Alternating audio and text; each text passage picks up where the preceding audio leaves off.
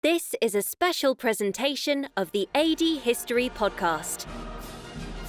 Oh yeah, the music is going. We all know what that means now. That means this is the very beginning of our Patreon submitted question segment. And in this case, I don't think there could be a more appropriate question after the events of the last 3 weeks than the one we get today, because obviously, for those at the time of recording here, we have passed the official state of mourning that your nation has been in for the passing of the 96-year-old and 70-year-long reign of Elizabeth II. How is Queen Elizabeth II going to be remembered, and does she deserve the honorific title Elizabeth the Great or Elizabeth the Wise due to her time on the throne in regards to what a monarch's role should include in our modern day? Please go ahead. So, it's a big old sort of, there's a lot to unpack with this one. And we've actually normally me and you, Paul, as a peek behind the curtain, we kind of just talk about it. But this one, we've actually taken a lot of notes about it. I just want to kind of give you guys a chat so much about Queen Elizabeth II. So there's a lot to do with this one. Yeah, because we recognize that a lot of our listeners, even though we have quite a few that are from the UK, the vast majority of them are not, and half of them are American. And a lot of Americans, we know there's a queen. We know there's some form of symbolism. Well, there was a queen, I should say. There's a monarch. He's a king and now. That there's some, and there is some form of symbolism in their role, but it is a constitutional monarchy. And so we're going to get a little bit of an explainer in terms of, because to answer this question, you need to know exactly what some of the finer points are. And luckily, well, I should say we could not be more fortunate than to have a tax-paying Briton co-hosting this show. An actual Briton, who'd have thought they exist? There's a whole island full of us, Paul. There's a whole island with just these strange British 65 people. million of you. Around that, we're here. Luckily, you have got your hands on one. I can't promise I'm the best one to have your hands on in regards to this, but I'm going to do my best. I do. You're the best one for AD history. As a native Briton, the kind of things you just know about the royal family, which I guess you kind of take for granted. Like, there's kind of things I will say about the royal family I've probably done in the past with this podcast. You kind of just presume everyone knows what you're talking about because it's so entrenched into British UK society. But of course, that isn't the case around the world, whether there be former Commonwealth countries, countries with strong ties to the UK, or countries that have nothing to do with the UK. Like, there's just things you kind of know and come to understand as a British person that you realize not everyone seems to know. So I'm happy to kind of lead this conversation in some way. And kind of bring the British perspective onto all of this. And something I want to talk about first is, I guess, kind of the crown itself. Because what I found so interesting for all of this is that no single person is beyond the crown. So the moment Elizabeth died, Charles became king, and it was straight away, boom, this is King Charles.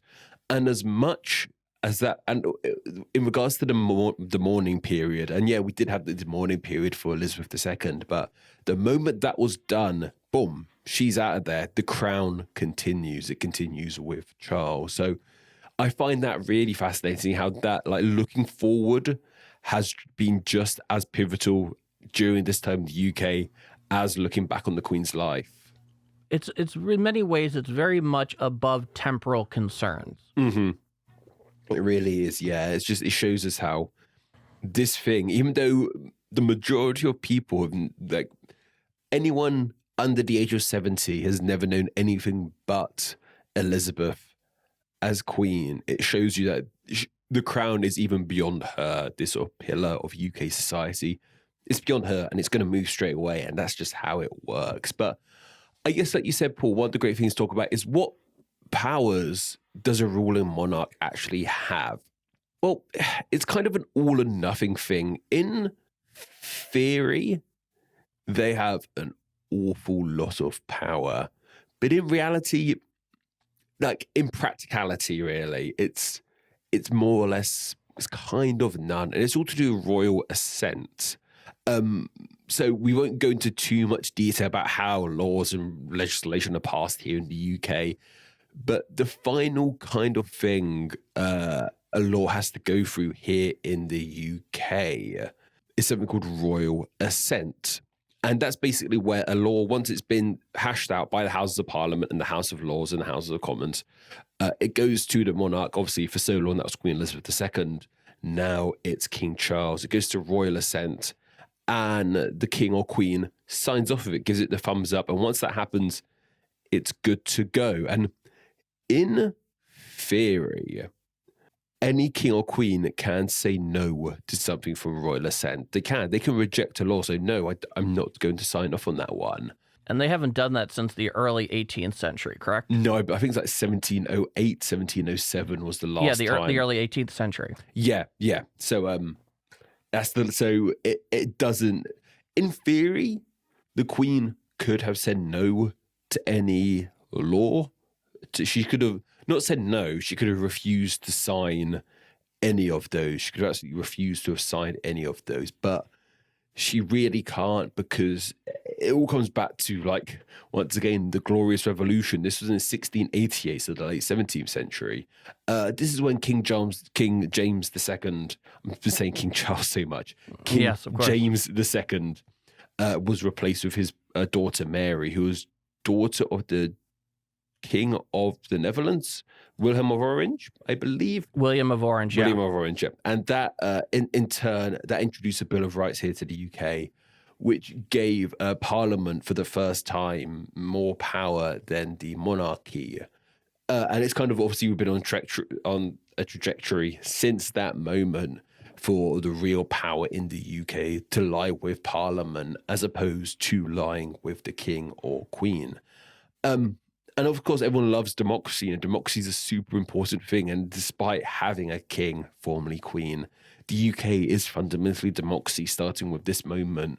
So if the queen were to have said no to any law chosen by her ministers, it would, of course, it would have been the end of democracy. It would have been a constitutional crisis. We wouldn't have been a democracy. We would have been an absolute monarchy, with one person having their say above anyone else's. So even though she could, in theory, say no to any of these and not given royal assent, that was never going to happen, and it probably won't happen in the future with King Charles III, with William when he's king. Unless something goes catastrophically wrong, that's not going to happen. But she does have other powers, of course, as we talked about.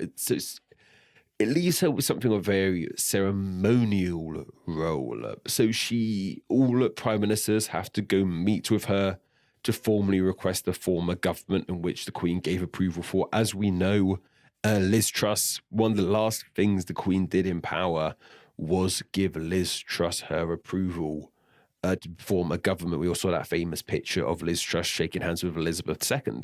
And some of the things that are really interesting about that particular situation, when you stop and think about it, that only happened 2 or 3 days before she died, as I recall. Yes. And they had, obviously, they took pictures of it, because a lot of times they do that because the change of government, whatnot. And of course, it happened up in Balmoral in Scotland, which doesn't usually happen. That usually happens down in the office down in Buckingham Palace. Mm-hmm.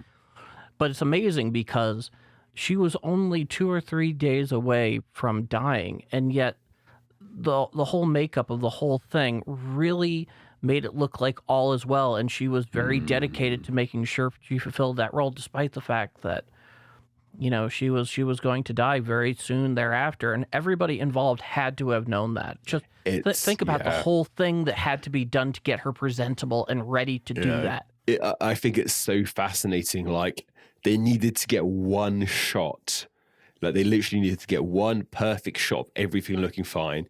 Who on earth knows what happened before that shot and after that shot? Did Liz Truss know before she went up there? Like, it's so hard to say, but they had to make sure that one perfect shot was true. But even then, people noticed her hand. She had a really bruised hand where people had assessed that drips were in place. So I imagine that Liz Truss had to have known, because it's pretty important that obviously the prime minister knows the health and well-being, both mind and body of the monarch, and the monarch obviously needs to know the same thing about the PM. So, I mean, that had to be a hell of an affair. But do go on. You were talking about royal assent. Yeah, so we're just talking about how like laws have to go through past royal assent. And I can only imagine that, once again, in theory, the Queen could refuse to have given permission. I mean, she served under 15 PMs, I believe. I can't name them all. So it's either 12 or 15. Yeah. Those are the two numbers. I guess in theory she could have refused any of them to form a government, but she never did. Once again, that would be a constitutional crisis. We couldn't have that happening. Now, just as a point of just some information in terms of who she appoints as prime minister, as the British taxpayer in the audience, or rather, not even the audience, as my co-host, take us through the process of who is chosen in that case. Okay. Who does she know to call to the palace? Okay, so it's strange. When there's an election going on, you're not... General election. When there's a general election going on here in the UK, you're not technically voting for who is going to be prime minister. You're voting for your local MP. So in my case... my local MP is a guy called Luke Pollard. He's a Labour MP. In my case, I'm voting for him, or like the Tory MP or the Green Party MP. I'm voting for a local MP or no. On my ballot slip, unless I'm living in the same constituency where the MP who's going to become Prime Minister is, like the name Boris Johnson or Keir Starmer doesn't appear anywhere on my ballot slip when I go to vote, because it just doesn't. So whoever wins the vote in my local area, their party gets the seat. So it's Labour or Conservative or Lib Dem or Green or whatever you wanted it to be. And then the party who gets the most seats in Commons, their leader becomes the prime minister. They're literally the minister who is prime. They're the prime minister. That's where that name comes from. So the person who becomes prime minister is the leader of that party. But the leader of the party is also just a normal MP. So Liz Truss currently, as well as being the head of the UK government, she is actually a regular MP as well. It's kind of a weird thing. There's some interesting articles out there explaining what your life is like when your local MP is also the PM. I wondered that myself. Yeah, it's a strange thing. I've never experienced it myself. So I don't know where Liz Truss is. I don't know what constituency Liz Truss has. I think Johnson was Brunel or somewhere in London. So he is still technically Uxbridge? Uxbridge, yes, Uxbridge, not Brunel. Mixed up. Off the head. You know one. So even though Johnson is no longer Prime Minister, he is still a Member of Parliament for Uxbridge. So his primary focus now will be supporting the people in his constituency. I mean, his primary support is trying to figure out how to get back in, but we don't need to talk about that. So, yeah, we don't need to talk about that. So, of course. So that explains why Liz Truss, despite no one actually voted for Liz Truss, except for the Conservative Party. Except for the Conservative Party. That's how she has become the new Prime Minister, because Johnson stepped down as head of the Conservative Party, in turn, no longer Prime Minister. So the Conservative Party had to vote for a new leader who would also, ergo, become Prime Minister. So it was only Conservative Party members, who I believe are about 100,000 or so, 120,000. They're the ones who actually voted for Liz Truss. So when you're casting a ballot in a true general election, you're casting the ballot for the local MP, their party, the party leader, and effectively the stated platform of the party that they are a part of. Exactly, yeah. So it's basically a 4-in-1 vote. Yeah, basically. So use it wisely and go and vote. That's what I would say. Very different than the American system. So that's something we'll definitely, maybe next, 2 years' time, Paul, we'll talk about that, because I'd love to know more about how the actual voting works over in the stateside. It's a hell of a process. When it's a tad more topical in about 2 years' time, 24, we'll definitely talk about that. Yeah, sure. I always love giving civics lessons. Yeah. So one thing that's also interesting, I believe, there's a term for it. I can't remember what the term is. You can be the leader of your party, but not have a seat in Parliament. So, for example, a few years back, UKIP were a huge deal. The UK Independence Party, they wanted out of the EU.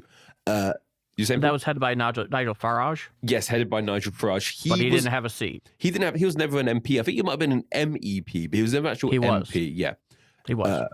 so you can, and I think in theory during the 2019 election, Lord Buckethead, who's like this joke political character here in the UK, he's one of the best. if you know, I believe he ran in the same constituency as Johnson did. So if he won it, if Lord Buckethead became MP where Johnson was running, Johnson wouldn't be he wouldn't be a member of Parliament. But if the Tories still got a majority, he would have still been their leader. So he would have been a prime minister, but not a member of Parliament.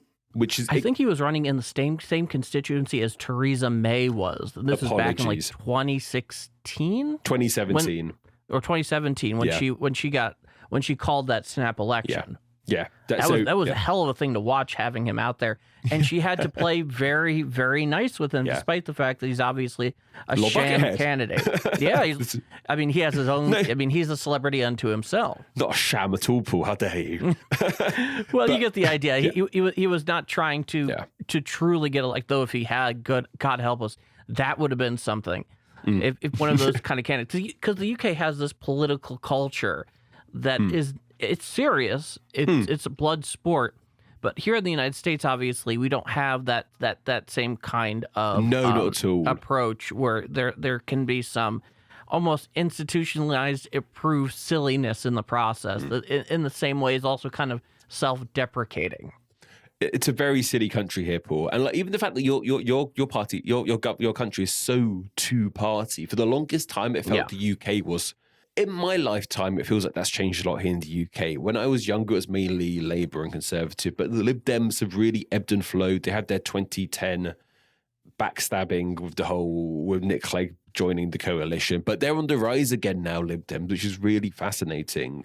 They're definitely worth looking out for again, despite... They were also part of a coalition government starting in 2010, as I recall. Yes, that's what I was saying. So that was a big controversial thing because they joined arms with the Conservatives and just did all kinds of things that were against the fundamental idea of the Lib Dems. So that really hampered. A lot of people voted for the Lib Dems in that election because they didn't want the Tories, but still ended up with the Tories. So that hurt the Lib Dems. And I think following the 2015 election, they got like no seats. But since then, since the 2017 and 2019 elections, they've been building up momentum again. People are starting to forgive the Lib Dems once again.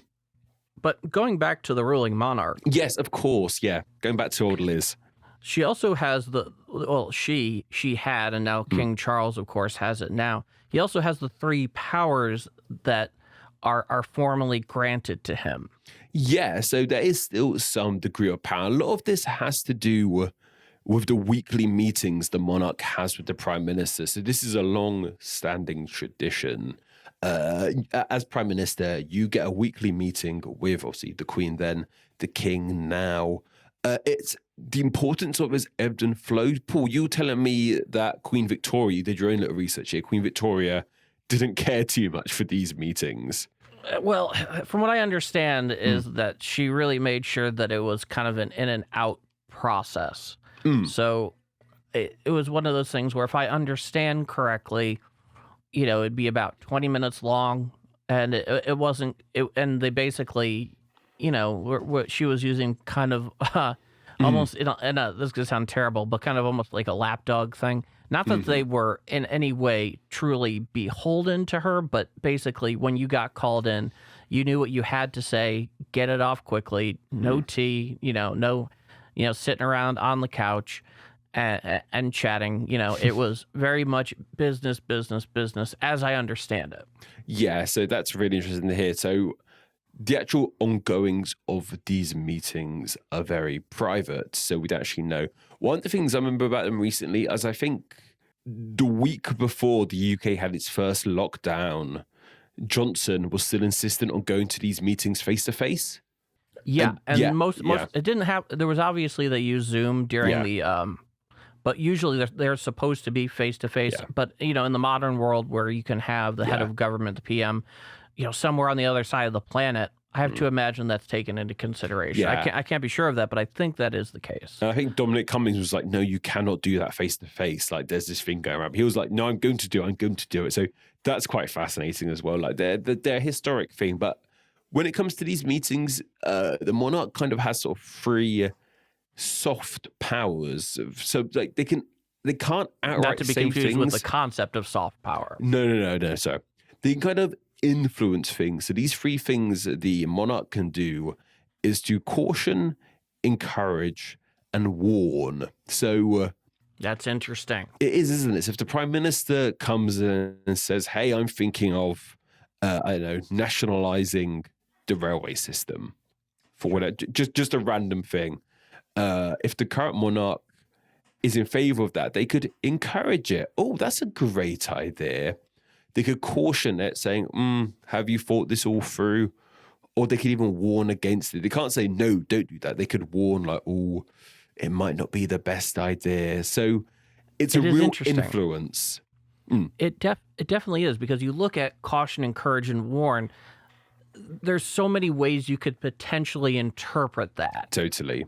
And that's how I look at it. It's like, I wonder, because since they're private meetings, we'll never truly know, at least not for a very long time, to what extent any of those three were occurring over the time of her as monarch.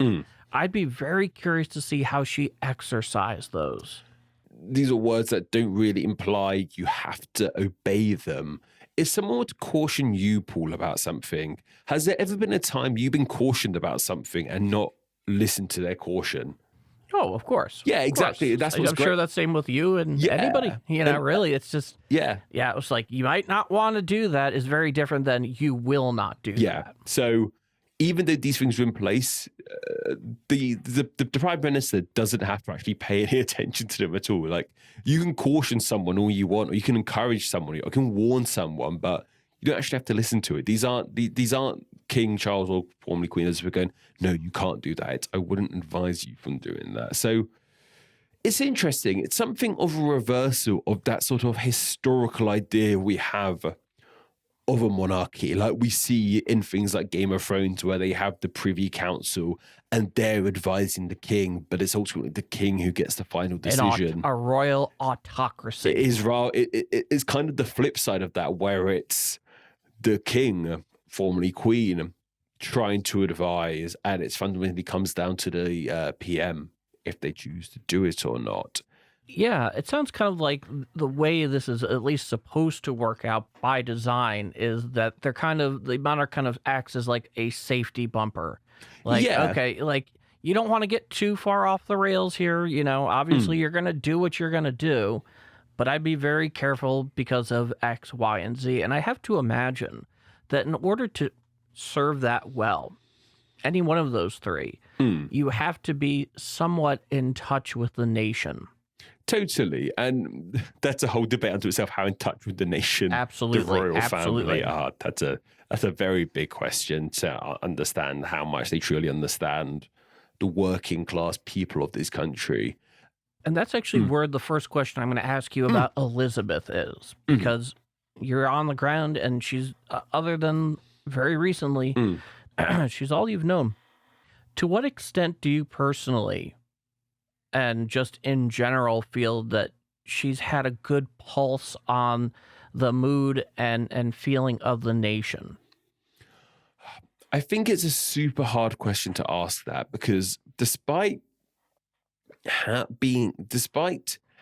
universal she is seen, there's probably genuinely not a day has gone past here where, if you're in the UK, it's probably not a day has gone past where I haven't seen her face, because she's on the money, she's on the stamps. You can't really avoid her. So despite how universally well known of she is, she's actually something of an enigma. It's part of being king or queen. Charles has outright said now he's king, he can't be as expressive on political beliefs. He's for so long been such a champion of nature and global warming.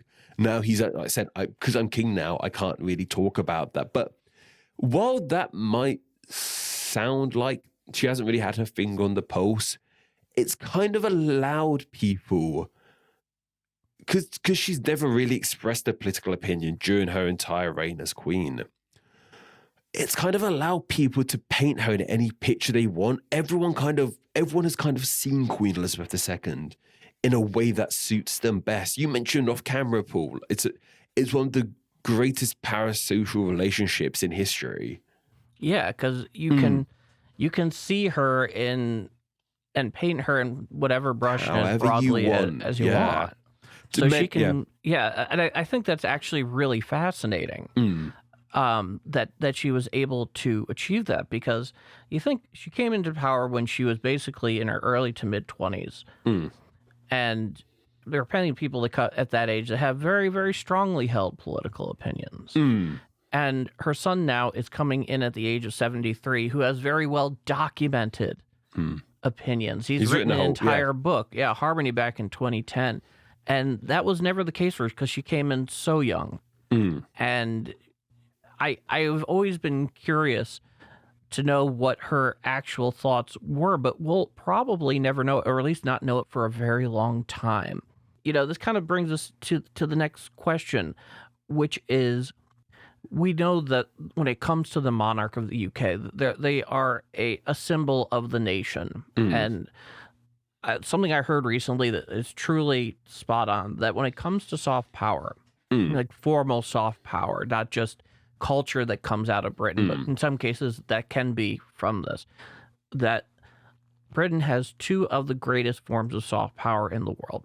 One is the BBC, and especially the BBC World Service, and a lot of the programs they come up with would be like Sherlock. Is Downton Abbey a BBC production? No, Downton Abbey is ITV, I believe. ITV? Okay. Yeah. But ITV does have...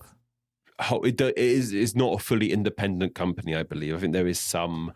Well, for the long time, they also did Doctor Who. Doctor Who's still a thing.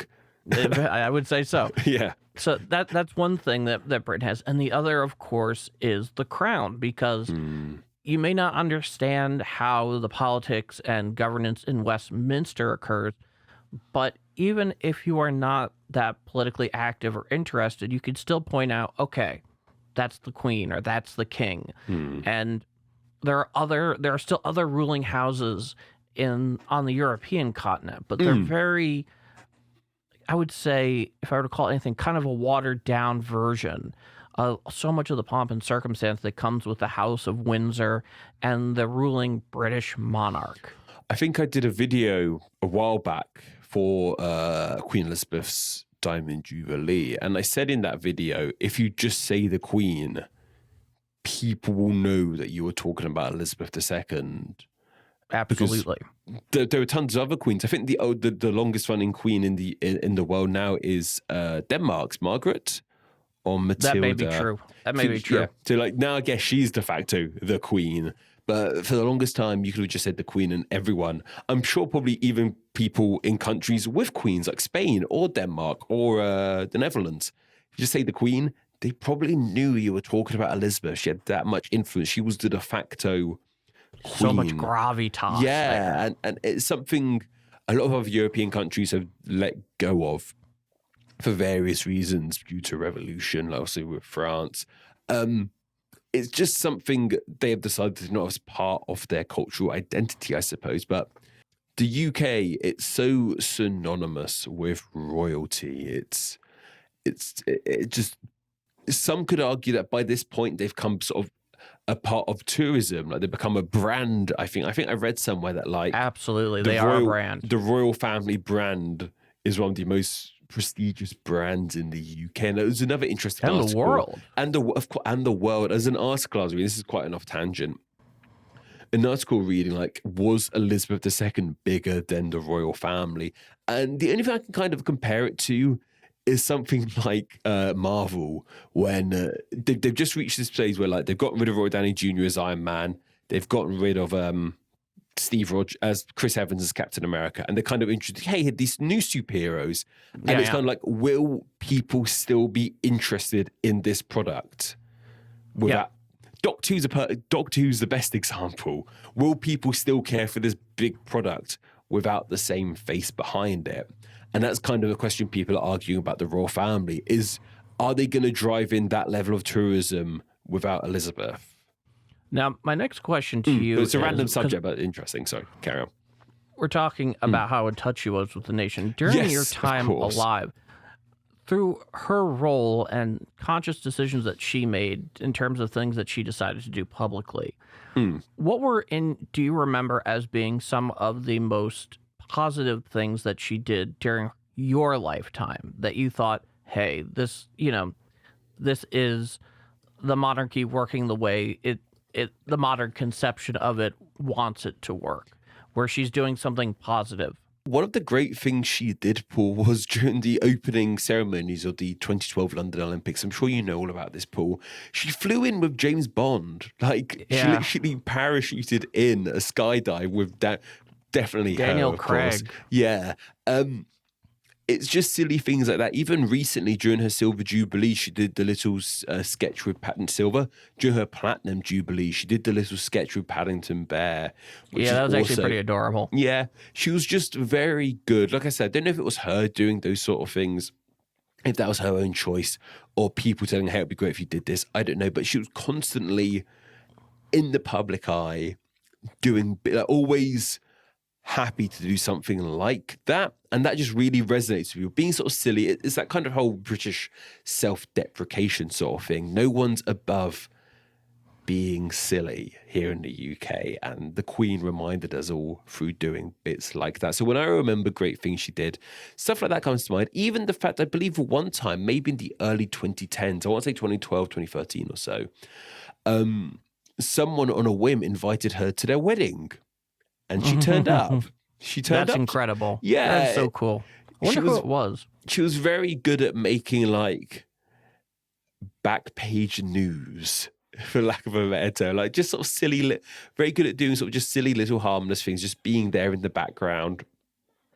And that's the thing, she wasn't eternally at the forefront of everything in British life. She's just a very nice character, someone you could always depend on being there in the background. And of course, there is more sort of legislative sort of stuff she did in the past as well. I was a child when Diana died, so I know her response to that was quite infamous. I don't remember it myself, but I remember that. I was old enough to remember that. Yeah, because it was just huge world news. Yeah, and I was 97, wasn't it? I would have been three at the best, I think.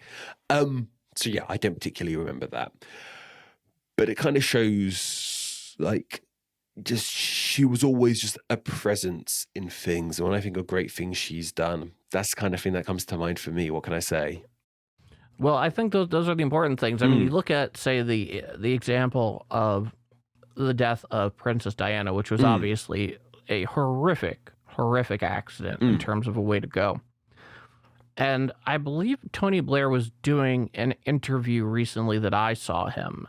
And apparently there's a lot of people that seem to believe that he was the one who encouraged her to actually make a public statement about that, which is a public statement I think most people are probably familiar with. It's most likely gotten replayed a great many times in the last 3 weeks.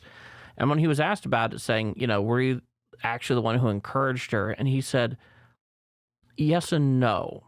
She already had it in her head that she needed to do something. And that, both a combination of her and the people around her kind of had it already rather clear in their mind that they needed to do something, because even though Diana was no longer a part of the royal family because she and Charles had gotten divorced, she still was this hugely international celebrity. And also on top of that, the mother of the presumably future King of England and William. So in that, she does seem like she had a decent idea of what was expected of her and hitting the right note. And if you listen to this podcast, which clearly you do because you're in this conversation right now listening, you'll also know at the end of our trailer, she is also in it as well. Of course, she had where, to be. Yeah, where in this case, it was her speech regarding COVID-19. And I believe we included the bit, and I believe it goes something like, and we will succeed, and that success will belong to every one of us. Which brings me kind of to another interesting point, and this is something of an evolution of the role that started before her. And the question is going to be to you, to what extent do you feel that she has fulfilled it? And not just her, but the working royals in particular. The dynamic of the monarchy and the nation has changed, at least fundamentally, going from the nation working for their monarch because they're the ones in charge, to the monarchy having to work for the nation. Your obedient servant. More or less. Yeah. And to what extent do you feel that evolution has occurred in what you've seen in your lifetime? It's strange, you know, because I guess in the grand scheme of the Queen's reign, while it was my entirety, it was what? Like 27, was 27 take away 70. It was less than half, maybe a quarter, maybe just over a quarter or a third or so of her entire reign. So I kind of saw in the grand scheme the twilight days of her monarchy. To me, the Queen was always just a little old lady who, yes, while extremely powerful, you never really saw her exert that power in any particular. I was saying even the death of Diana, I was too young to remember that. I don't really recall any major moments when she made big changes. I was saying one thing I do remember, one big change I do remember with the monarchy was with the birth of Prince George. Yes. George's William's and Kate's eldest son. He's second in line to the throne now. So he's just behind his dad now that Charles, his granddad, is now king. He's second in line. Just prior to his birth, a change was made in the law, and traditionally it was the eldest born son of the monarch who would become king. So even if Will and Kate had 3 daughters and then a son, that son, their fourth born, would have become king over them. So this law was changed as any firstborn, regardless of sex or gender, would become king. And that's a big change. It's a humongous change. You know, that was what, 2012, I believe, maybe a bit earlier, 2011. Humongous change, and it's shocking it took that long. But I think one of the reasons it took that long is because there really wasn't need, and that law was clearly introduced. So when they had this child, it could be celebrated as the next king or queen of the country. We hadn't had that moment in a very long time. The last time we'd had that moment was when Will was born. And when was Will born? Early 80s, late 70s, potentially? Early 80s, I think. Early 80s. Will would have been born. And back then, like even then, the time wasn't ready, clearly. It took about another 20, 30 years for that to happen, for us, for the nation, for the royal family to be open-minded enough to think that change could happen. So yeah, that's why it took quite a long time to change, but it's a humongous change, and it'll really come into effect years and years and years from now when George has his own children. If George were to have a daughter first, she would be next in line to the throne, despite the fact she's a woman. And that's great. That's a big change to our monarchy that happened during my lifetime, and I'm fully on board with that. And a lot of my observations have been very much a product of listening to folks who actually live in the country. And a couple of them that I think are kind of interesting. One is that even though she did a lot of it, she was not what one would call a gifted public speaker. You know, she always had the written text, glasses on, looking down. And, you know, she would make changes, as I understand it, to make it fully tailored to her, but she never really deviated from it. I mean, it wasn't like what her dad had to deal with, where he had a legitimate speech impediment or something like that.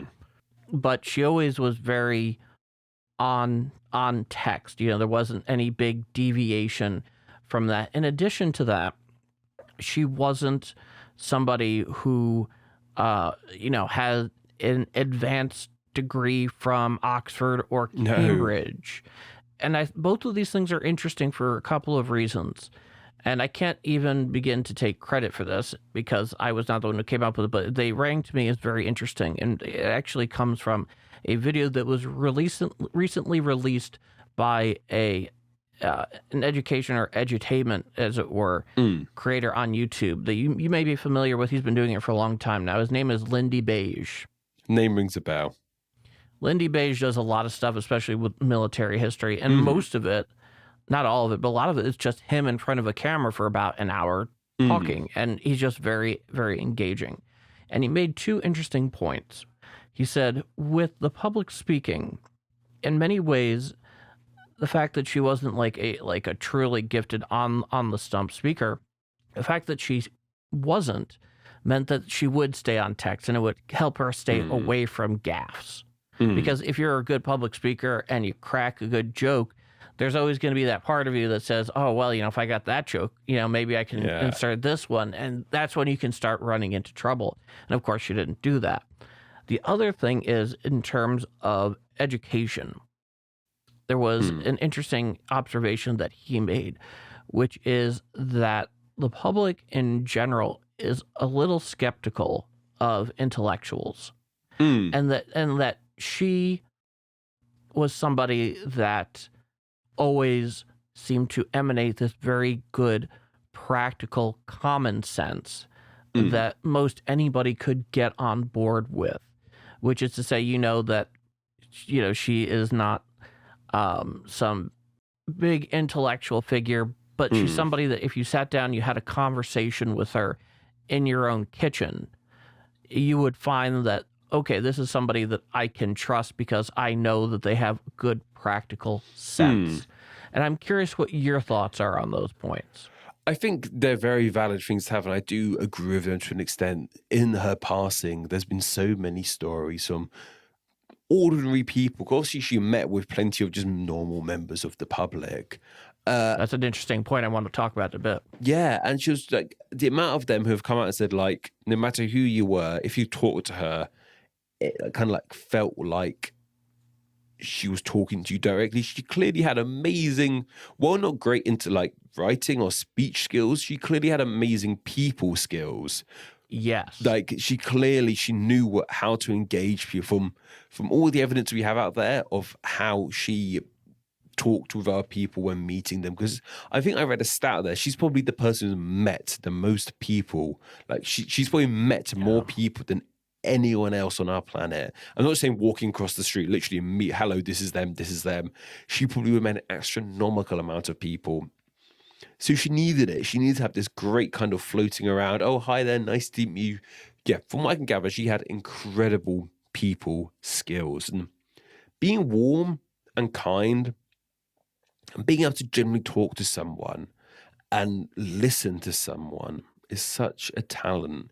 It's a talent you can learn. It's a skill you can learn from like doing counseling, sort of qualifications, therapy. They teach you how to actually listen to someone. I'm not saying the Queen had those qualifications, but she clearly had a great knack of being warm and open and kind with everyone she met. So while she wasn't a charismatic, bombastic speaker like your Churchills, she clearly had a way with people as opposed to a way with words. And that's clearly helped capture her image so much as this warm, kind person. And something that I find truly fascinating is that when you're talking about her and all the people that she met, I think somebody came out that over the span of her lifetime, somewhere like maybe 10 to 15% of all Britons at some point made her acquaintance personally. Wow. That's incredible to me. That is a huge number. I'm not one of them, in case you're wondering. I'm not one of them. But it's an unfathomably huge number of people to meet. Now let's think about the existence though of a monarch in her case, and think about how unbelievably unrelatable that is simply to the human condition, where you're not allowed to publicly state a position, where you and I live in countries that value and champion free speech, and all of us have that right to do so. But in her case, she couldn't do that. On top of that, she also had to be very careful about various lines that she walked and various people that you have to imagine there were plenty of people that she couldn't meet for a variety of reasons, because for one reason or another, you may not want to be associated with them, and how you've lived in this fishbowl for so many years, unable to express, various opinions out there publicly. You're involved in political life. You have the ear of the power brokers in London, but you don't truly have the practical power of being able to say yes and no to a bill or become involved in this way or another. Can you imagine what that must be like, on top of the fact that she never seemed to deviate from what she considered her duty as monarch for 7 decades? I mean, that's almost twice as long as either you or I have been alive. Yeah. And obviously, they're never going to be curious whether, if you're a member of the royal family of the monarch, you're never going to have to question where your daily bread's going to come from. No. But at the same time, can you envy that existence? And for me, it's just so hard to believe that you could. There's something that I think we all take for granted, and anonymity, and being able to go the places we want to go and do the things we want to do, and say the things that we think. Oh, yeah. Without the paparazzi in your face or the papers on your rear end. It's so easy to be like, oh, I hate the monarchy. The monarchy could go. And on face value, there's so much. You can understand it. I won't share my own opinions on the matter here, but it's understandable why many people think the monarchy should be abolished here in the UK, here in other countries, wherever. It is strange that there's this one that you can live a life of luxury, a life of ease, of wealth, solely due to the family you were born in. And I'm not just talking about the main working royals like your princes. I'm talking about your dukes and earls. There's a current Duke of Norfolk, Paul. I couldn't tell you who he is.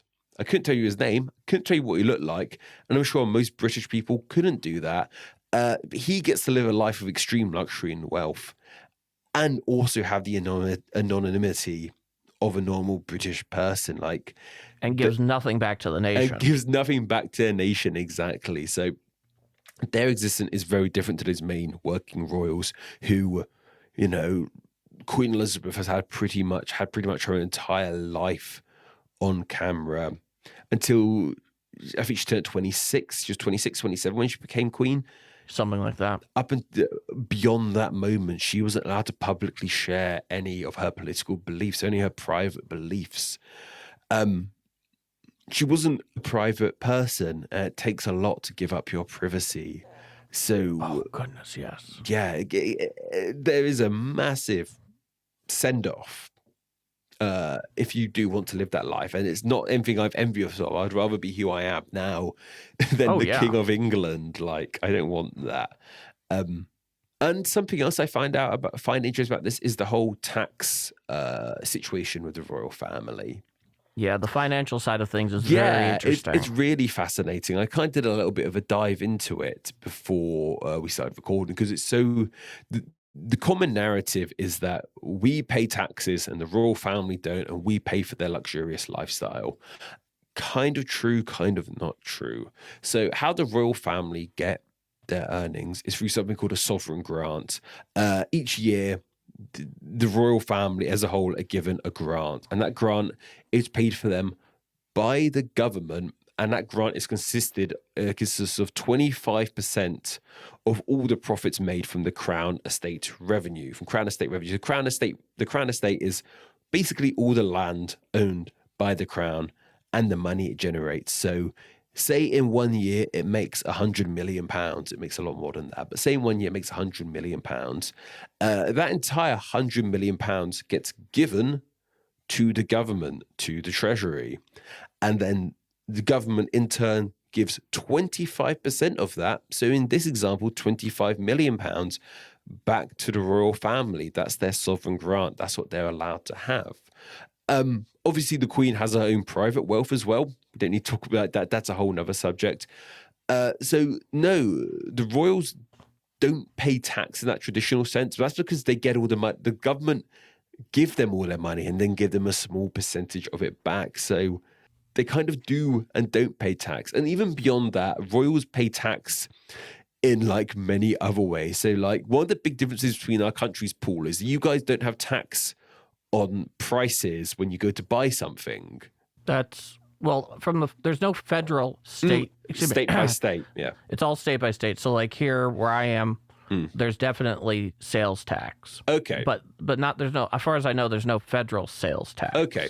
So things like sales tax, here in the UK, everything has sales tax. When you look at the price, it has sales tax attached to it. It's basically a VAT for those that are not familiar. Exactly. It's not like, say, if the Queen wants to buy a can of Coke, it's not, and it's normally sold for £1 with tax on. It's not like she goes to buy it and they take the VAT off. She has to pay 80p or something like that. She'll still pay tax on things like that. They still pay tax on property. And even beyond that, both the Queen and Charles volunteered to pay income tax and capital gains tax. I believe in like the 1990s, 1980s, they actually agreed to voluntarily pay tax to be okay. So like to be on the good men. So that whole debate, they don't pay taxes, it's true and it isn't. It's true and it isn't true. There's a lot more to it than a blanket. They don't pay tax and they live their luxurious lifestyle solely off of our taxpayer money. Now, something that is interesting here, because this is something that, as far as I know, that the government has championed for a long time, and if it is as such, it definitely serves as one of the reasons, practically, why the institution will continue, which is that I think it was in 2017, the money that was allotted to the royal family, which, as I understand correctly, a lot of it has to do with the cost regarding their personal security, which can run upwards of £100 million a year, which is, no small amount of money, to be sure. No, yeah. And, if you bring that out to there's roughly 65 million Britons nowadays. About that, yeah. About 66, 65 million. So, you're talking about a little bit more than a pound per Briton in that case. And we're talking about the soft power and attracting things like tourism and the royal brand, and that the money that takes in exceeds the amount that's actually spent on them, both towards the actual government purse and that which is distributed throughout the UK economy due to things like tourism and merchandise, because that is, the crown has merch, no doubt. Oh, yeah. And that it exceeds that. And I imagine if it is true as stated, that will be something that will definitely help the monarchy endure, because, they're keeping the coffers full. Yeah. Which I do think is interesting. So now it really comes to the question. Yeah, let's get the actual question. As a Briton who is neck deep in the study of history, especially the history of their own country, which, as we've mentioned many times on this show, most people are most interested in the history of their own country, which is totally understandable, even though you and I have historical interests that go well beyond our respective shores. Based on what a monarch is expected to be in the UK in modernity, we call Catherine the Great a great for very different reasons, because it's relative to the time and system that she was in charge. And of course, she was an autocrat. No, there's no question that Tsarina gets last called in that case. But the criteria is very different when you're talking about somebody like Elizabeth II, in terms of either calling her the Great, historical, calling because this is an honorific title. It's an honorific title, and it will take on its own life if there's merit to it, I think. Could you call her either of those two as a Briton? I'll give my opinion as an American, but you go first because it's your country. So I think something's going to happen. If memory serves, Johnson from the backbenches, because obviously he stopped being prime minister a couple of days before she died. Yeah, he's on the backbenches now. Yeah. I think he would have desperately wanted to have reigned over this funeral. But from the backbenches, that's a different conversation. He declared her. Yeah. He declared her Elizabeth the Great. So clearly he's already... he did? He's clearly trying to be the one to get that. Oh, that was me. I did that. So... Yeah. there's already... and he has his own historical pretenses as well as a historian, Exactly. of course. He's got his own agenda, his own historical pretenses, definitely. So there is definitely things happening in that regard. Time will tell if it will happen. As you were saying, the reason people like Alexandra, Catherine, the reason Catherine was dubbed the Great was because of very different reasons why someone would be great now. And a great example is with Alexander the Great. He was dubbed the Great because of all the amazing battles he won. He was the head of his own military, his army, and so often these titles... And fought with them. And fought amongst them. And of course, while the modern royal family have served in the army, Elizabeth was a jeep driver during the Second World War. Charles, I think, has done naval service. Philip did naval. They're not in the midst of it. Like Phil the Greek was out on the Battle of the Atlantic. Exactly.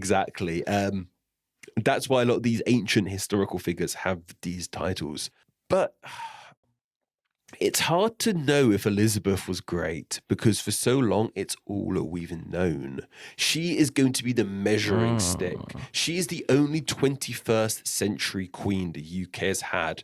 And she was pretty much the only queen, the only monarch the 20th century has had. Granted, she came into power 52, so half of the century had already passed, but a lot of that half was taken up by a thing called World War I and World War II. So it was hard to actually do anything about it, really. And that was the only thing. Being a king or being the kings who were kings during the war was a whole thing unto themselves. They've got their own legacy. But for peacetime Britain, she's literally all we've known as a monarch. She's going to be the measuring stick. All future monarchs for the 21st century, for the 22nd century potentially, are going to be measured by. And there's probably, unless Charles abdicates or something unfortunately tragic happens, we're not ever going to have another reign like that. Just the numbers aren't in anyone's favor. By the time Will gets on the throne, he'll probably be in his 60s, 70s himself. Maybe. So yeah, I think there is a valid reason to call her great or wise, or maybe something different. Like, I think something like Elizabeth the Eternal, because like she just reigned for so long. A title that's interesting. That's clever. I like that. Like that's clever. Something I like that. Highlights her length as queen, something that comments on the duration of her monarchy rather than the quality of it, and kind of gives her this status as she will always be, because she will always be the queen. In mine and your lifetime, Paul, we're probably not going to see another queen of the UK. It's very unlikely in our lifetimes. Only if something really happens to George. Exactly. If something happens to George, we're not going to see that happen anytime soon. Probably not. So I think she's going to be remembered as, I could easily see her becoming something like the Great or the Wise or a different title anywhere else. But like I was saying, we just don't know anything better because she reigned for the majority of the 20th century, for all of the 21st century. We don't know another queen or monarch like it to compare her to dub her to being fully great. But I wouldn't be surprised if it happens. But Paul, what are your thoughts on the matter then? As a non-Brit. So the first thing I'll say is, in terms of the longevity of her rule, the only other monarch that we can really look at in that regard is Victoria. And as far as I know, I've never heard anybody apply the Great to Victoria, though she's had such a profound impact on the entire world, especially in terms of culture. And the fact that we had an entire, Victorian era. And we're not even thinking about her, we're thinking about an era. The amount of things I walk past called Victoria have Victoria in their title. Or Albert. Or Albert. You forget they're named after that Victoria. Yeah, and obviously after Albert died, she was naming everything Albert. Yeah. I remember one author of a biography I've read of her, which was particularly good, said that after he died, she mourned very, very loudly for decades. And things like the Royal Albert Hall are a part of that. So we don't call Victoria the Great, though in some ways I think you probably reasonably could, depending on how you look at it. But in this case, I do think longevity is important. Something that I do think very much weighs in favor of her receiving such an honorific title, which is always unofficial, really, but it's still meaningful, or else we wouldn't be talking about it, is the fact that she's going to be the measuring stick. Yeah. She's going to be the measuring stick. Yeah. So it's measuring stick. So I do think that is important. And in addition to that, though it may not be in politics, in Britain, I don't ever remember anybody ever truly criticizing her. No, not someone of power. There's always been criticism of the Queen. You can go on Twitter and see criticism of the Queen. Yeah, that's all over the place. Yeah, someone in power, whether that be the party in power or the opposition. No, I think it would have been career suicide. Exactly. I mean, yeah. And that speaks to, I think, some of the general popularity and esteem that she's held in, or was held in, to be sure. So the fact that she's going to be the measuring stick is important. And on top of the fact that she did a lot of things reform-wise that were important, but quiet. As I recall, and, don't take me to court on this, but I'm fairly sure, I think it was under Harold Wilson, she gifted Westminster Palace to the nation.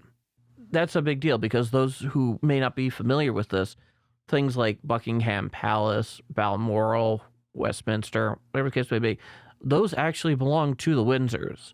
And prior to that, Westminster Palace was and did belong to the royal family. I believe the last time a monarch actually ruled from there was back in the medieval period.